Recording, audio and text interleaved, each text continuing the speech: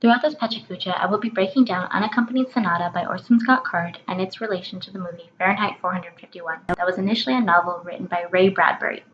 Both pieces of literature that I intend on highlighting today are observed through a critical lens that helps us understand both stories that focus on the main character struggling with basic desires and moral understanding of society's rules. The lens that helps the audience understand the raw and genuine emotions of self-revelation for these characters is the psychoanalytical lens.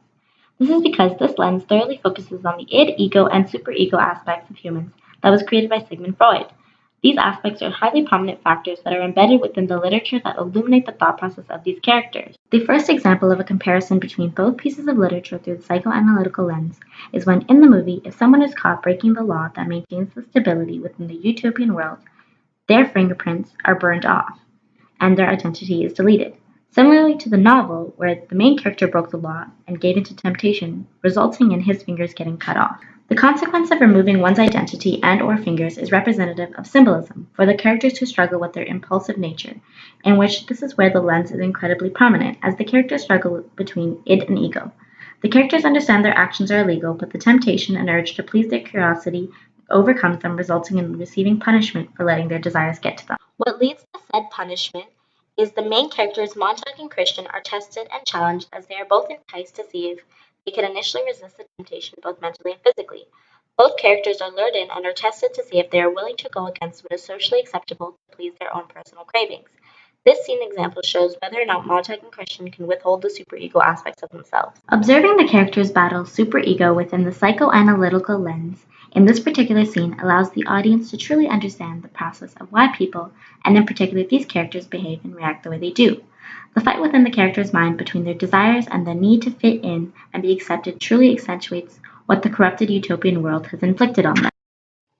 Montague and Christian both eventually give in to their urges and commit to then what is considered to be a horrendously heinous act according to the government and those influenced by them. The idea of the main characters giving in to their instincts proves how people's behaviors and choices are impacted greatly by their subconscious. This particular scene where Montague and Christian do the unthinkable demonstrates finally the exact moment of the id part of Sigmund Freud's theory, where Montague and Christian's inner-rooted desires and instincts are more heightened than ever.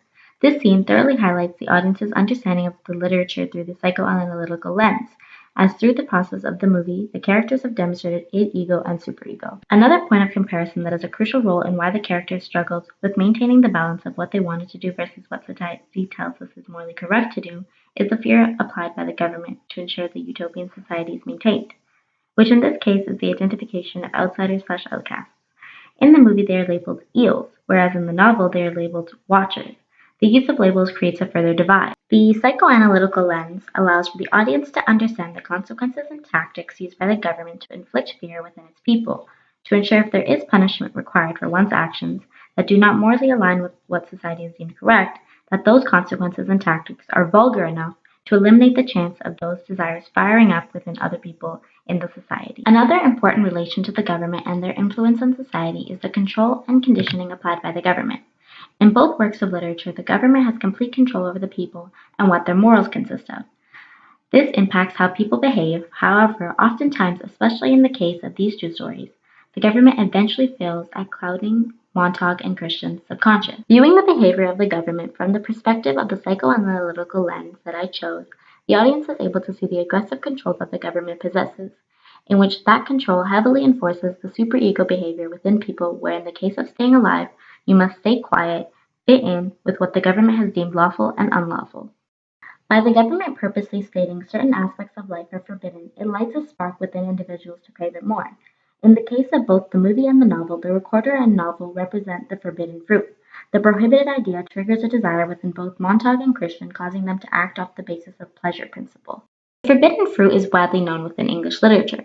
The fight that Montague and Christian have between the book and recorder that are symbolism for said forbidden fruit is their subconscious impacting their behavior, thus tying in with the lens as Freud's theory relies on people's behavior being greatly influenced by their subconscious. The novel and the movie are incredibly similar works of science fiction and their relation to the utopian and dystopian disaster. However, it is through the works of Freud and the psychoanalytical lens that truly allows for the strong comparison between them.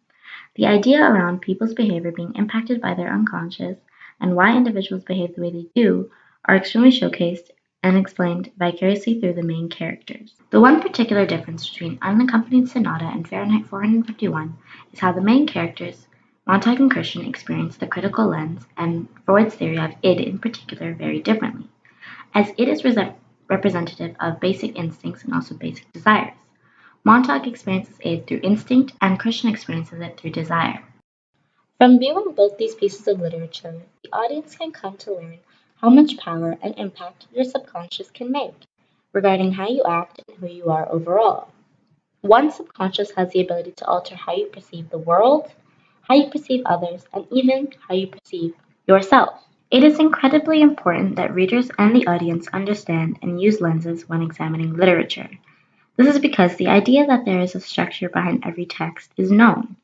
But by using lenses to view literature, it exemplifies the hidden messages within the text and illustrations, as well as allows the audience to gain a better sense of the meaning behind the movie and/or book. Overall, both pieces of literature depict perfectly what the outcome consists of when the government tries to keep harmony and stability within its world, all while in the meantime actually destroying the people and their society more than what it is they are trying to keep them from, hence explaining a prominent reason and example as to why the characters and many people in real life behave the way that they do. Furthermore, the psychoanalytical lens is a perfect lens to view both these pieces of literature, as the focus of id, ego, and superego are incredibly prevalent, both in the storyline, but also in the main character's journey of learning to balance their conscious and subconscious minds.